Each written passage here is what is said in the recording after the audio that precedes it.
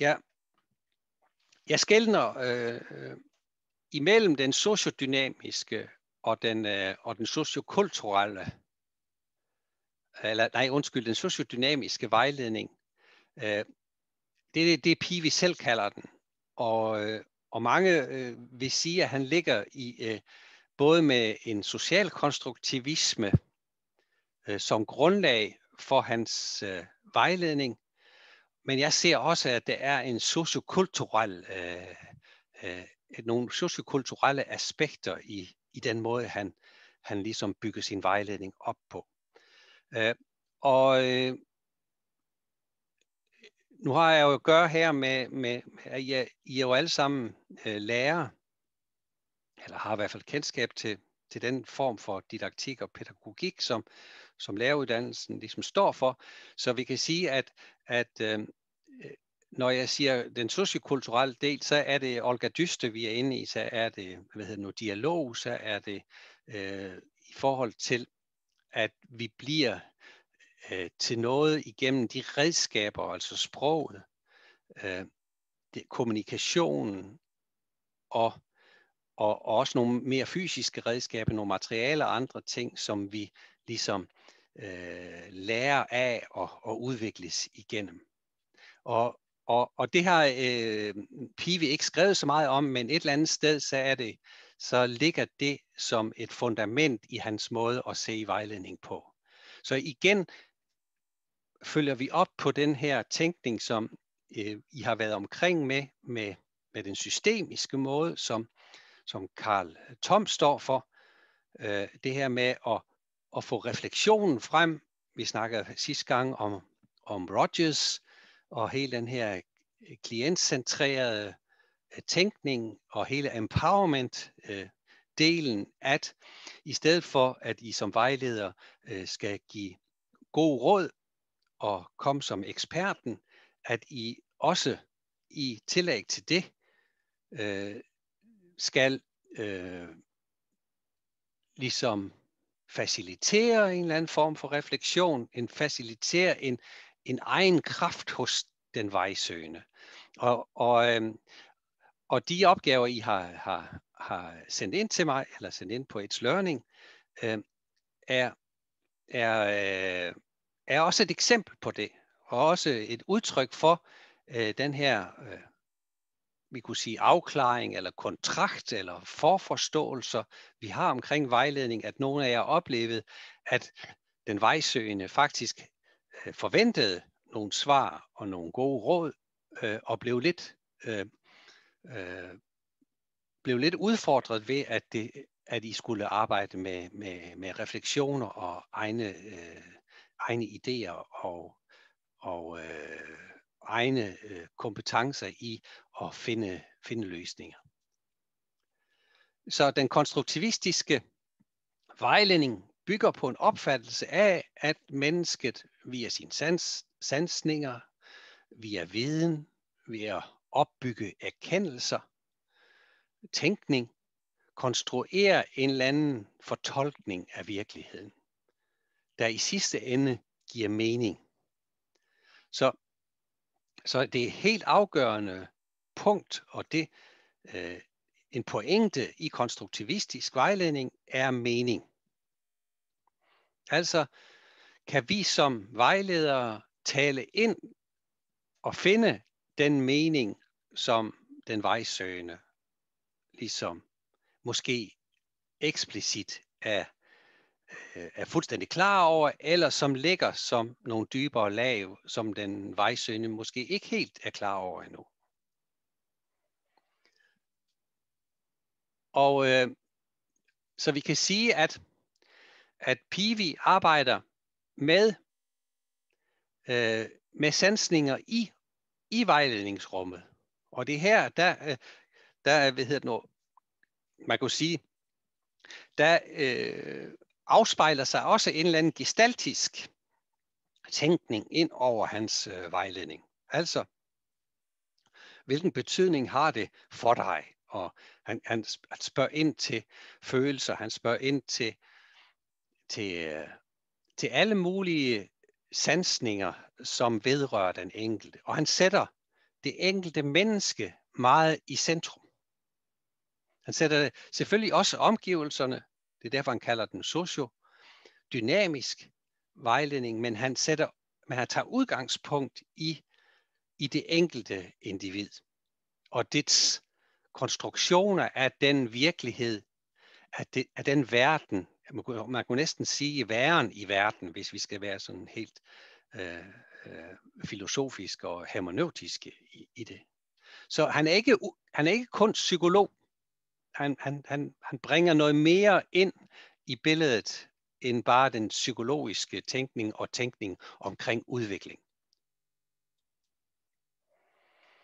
Og formålet med vejledning er at hjælpe det andet menneske, den vejsøgende, til at kunne ændre og acceptere aspekter af sig selv i forhold til nogle rammer, i forhold til nogle kollegaer, i forhold til nogle elever, og ligesom at kunne evaluere og reflektere over, hvad er det, jeg har gang i, når jeg underviser for eksempel. Og ikke kun se det ud fra, at det er eleverne, der har et problem, men se det relationistiske i at se en udfordring eller et problem. Så man kan altid sige, i det øjeblik, vi peger på eleverne eller forældrene og andre ting, jamen der vil altid noget, der peger tilbage. Der vil altid være i Pivis forstand, og det er også den del, jeg rigtig godt kan lide, at han vil altid også kigge på, hvad gjorde jeg selv, hvad gjorde jeg selv ikke? Hvad overlod jeg bare til at tro på, at det nok skulle gå, og så videre, og så videre, og så videre. Så på den måde vil vejledning være et forsøg på, at den vejsøgende skal vælge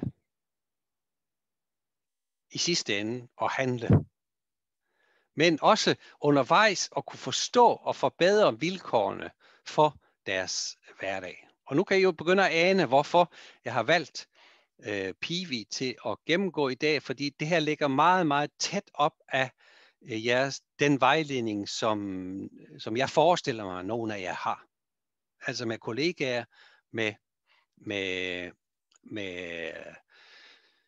med professionelle, der er i nogle situationer. Så vejledning søges med andre ord at hjælpe folk til at udvide deres kontrol over eller deres egen tilværelse. Det lyder så flot, men altså man kunne sige en hjælp til selvhjælp. Og så inden for den her konstruktivistiske vejledning er det vejlederen er optaget af det samme, nemlig at finde ud af, hvordan den vejsøgendes konstruktion af den her seance, den her lille historie, han kommer med, eller hun kommer med, den her lille del af virkeligheden, af dagligdagen, og finde ud af, jamen, hvordan forstår vi den case, vi kommer med. Har konflikter med en elev?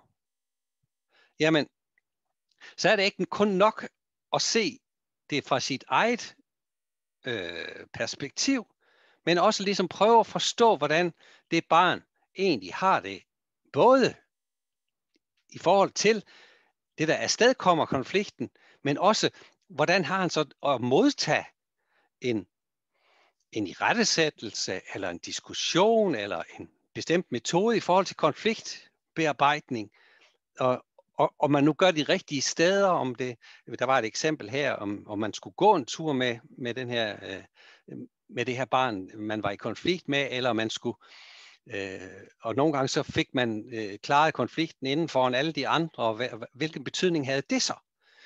Og på den måde kan vi sige, at så kommer der sådan en systemisk aspekt ind i det, at der er nogle forskellige systemer, som kommer til at påvirke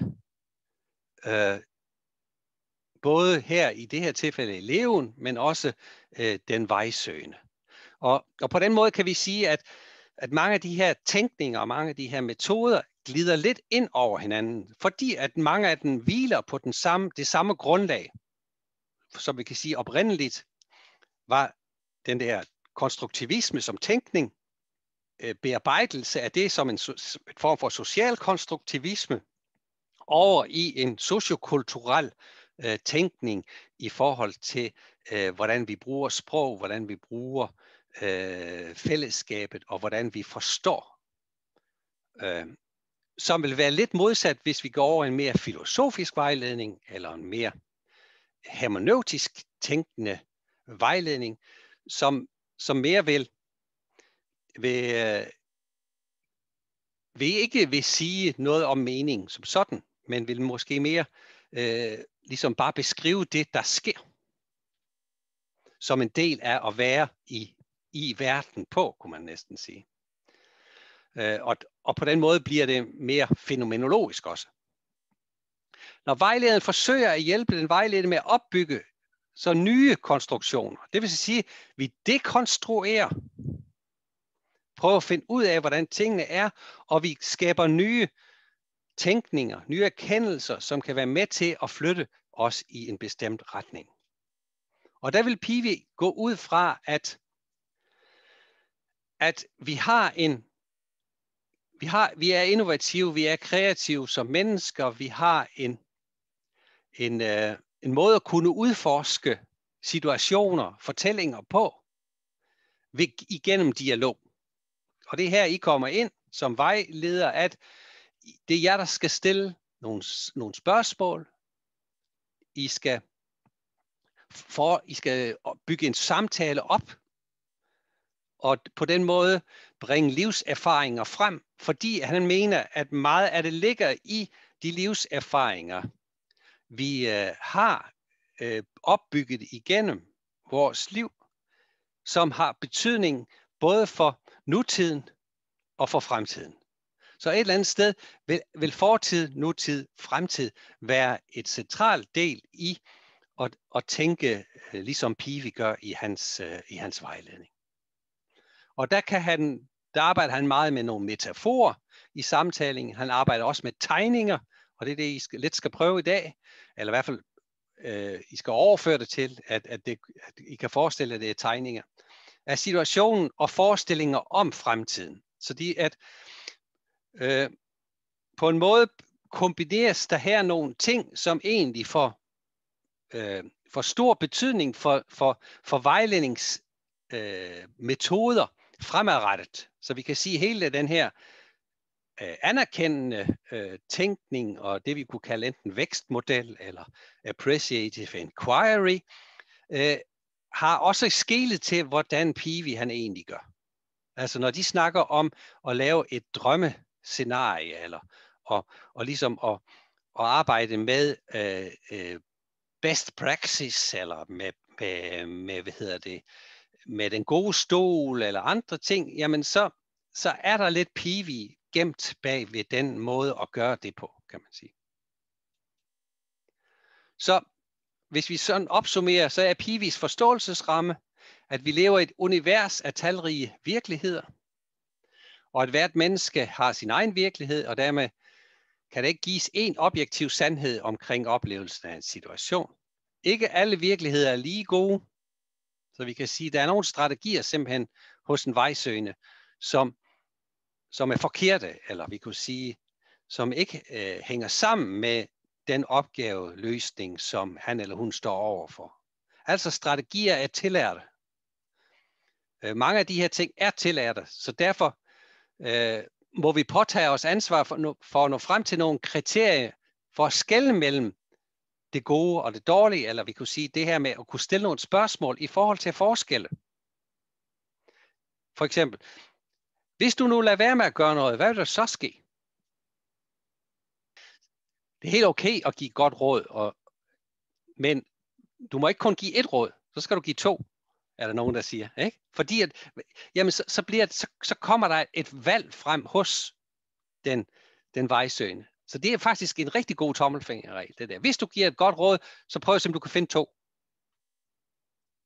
Fordi at så vil der stadigvæk være et ansvar, og så vil der stadigvæk være et valg hos det enkelte menneske. Men, og det her med, når jeg siger, at det her, nu bliver det også sådan meget skarpt og sort-hvid, at det her med et forkert strategi. Men Men vi har jo strategier, hvor vi ser, at der er nogle vejsøgende, som gemmer sig under gulvtæppet, eller stikker af, og andre går i clinch, i affekt, eller bliver sure, vrede, og så videre, så videre. Kede af det, er der også nogen, der bliver, og så videre, så videre. Og hvor vi kan sige, jamen den mest fornuftige form er jo dialogen. Så hvordan får vi skabt et atmosfære og en tryghed, en tillid til, at det kan ske? Og så er der sådan nogle ting, man skal arbejde med. Afhængig af, hvem det er, og den kontekst, så bliver konteksten igen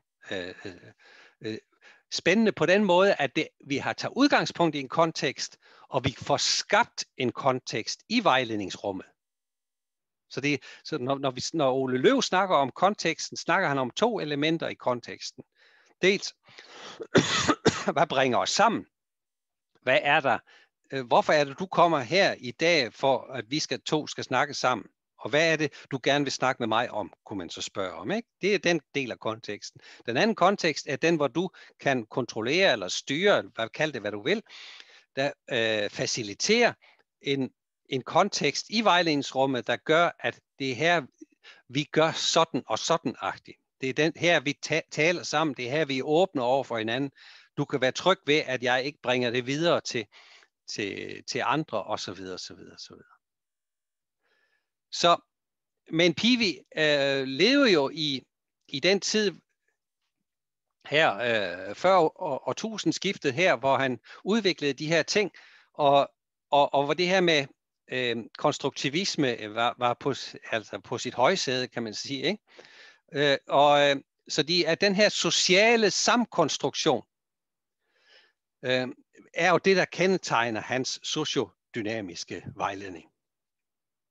Så vi skaber noget sammen, og vi bliver enige om, hvad det er for nogle forhold, og hvad det er for en måde, vi har sanser det her på, så du igennem den indsigt kan ligesom se, at jeg kan få skabt en handling, en gøren, en løsning, hvis det er det, vi søger efter.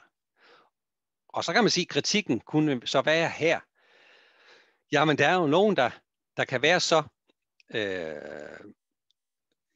i en sådan position, og måske også i en sårbar position, at man simpelthen ikke har overskud til det. At man netop har svært ved at kunne finde det første skridt. Og derfor bliver vi så finde ud af, hvordan skal vi stillatisere den her støtte. Og så kan vi sige, jamen, er det igennem gode råd, eller er det igennem dialog omkring, hvad der er muligt?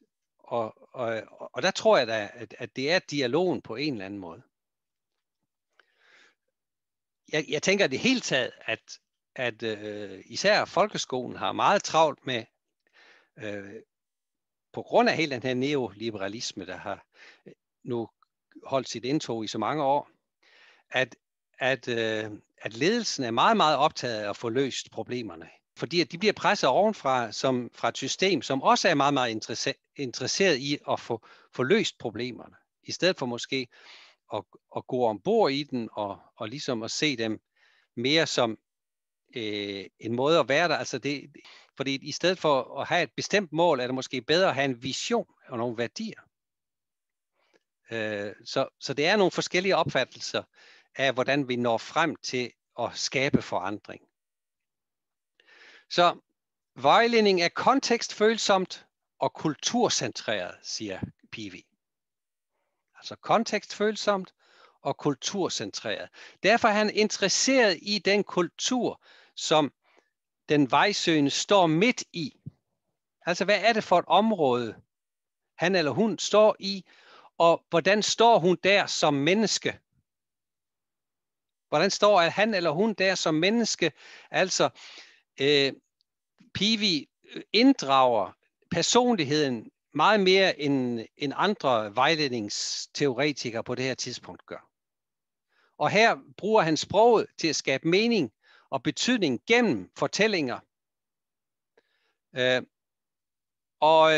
På en måde skal vejlederen så kunne anvende de her fortællinger, historier, ved at spørge ind til beskrivelse af sig selv, beskrivelse af den situation, man er i, for at det kan være nogle brikker, puslespilsbrikker til at kunne i sidste ende skabe en forandring og en handling til at løse de forskellige problemer.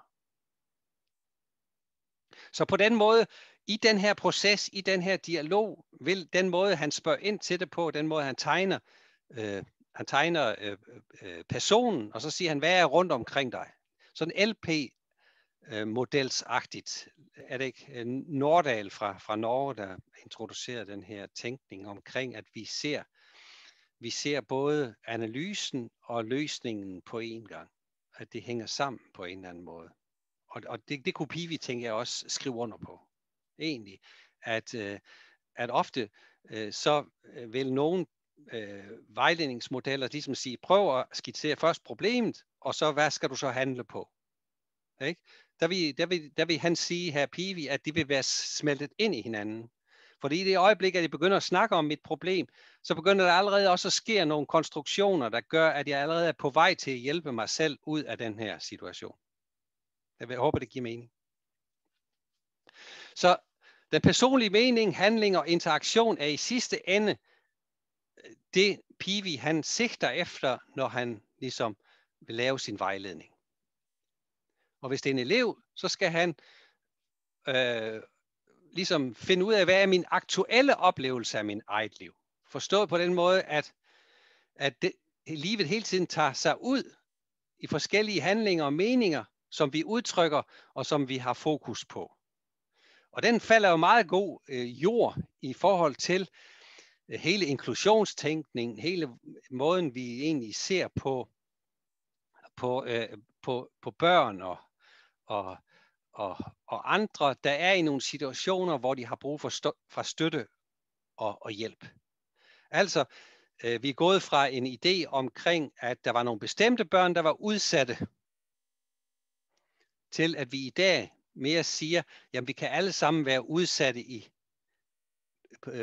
et eller andet spillerum, i et eller andet tidsepoke af vores liv, der kan vi være udsatte. Og det her alle mennesker har mulighed for at komme ud af den udsathed, kunne man næsten sige. I stedet for det er en diagnose, og det er en etikering, så bliver det her mere en måde, at socialpædagogik, specialpædagogikken og almenpædagogikken på en eller anden måde hænger sammen. Og derfor kunne vi heller ikke i begyndelsen af det her årtusind finde ud af, om hvad der var en almen pædagogik, og hvad der var specialpædagogik, og måske er der egentlig ikke så stor forskel.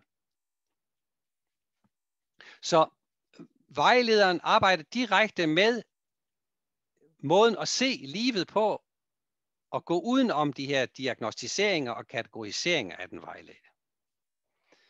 Yes. Og i forhold til det metaforiske, så er jeget, siger Pivi, sammensat som et selvorganiserende væsen, der laver nogle meningsundersystemer, altså skaber nogle forforståelser, skaber nogle bestemte måder at se verden på.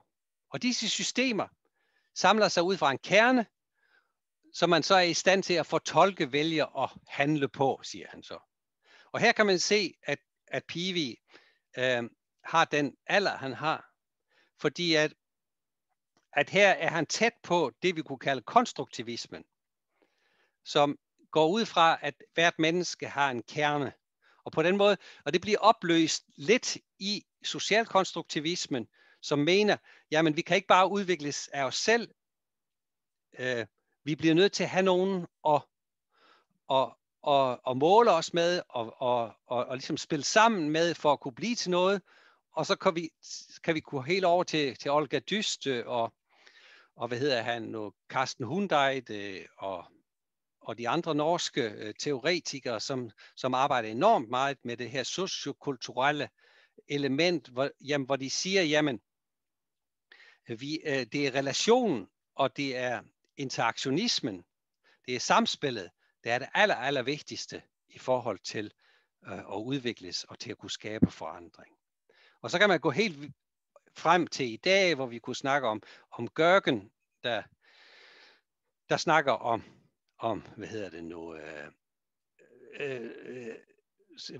konstruktionismen, hvor han siger, jamen der er slet ikke nogen kerne i hver enkelt menneske.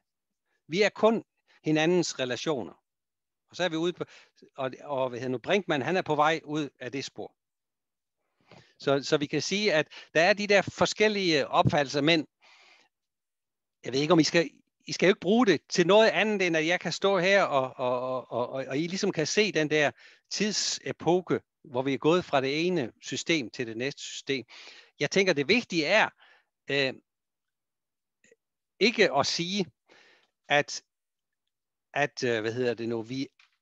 der ikke er nogen generel sandhed. Jamen, der er jo nogle sandheder i forhold til nogle facts.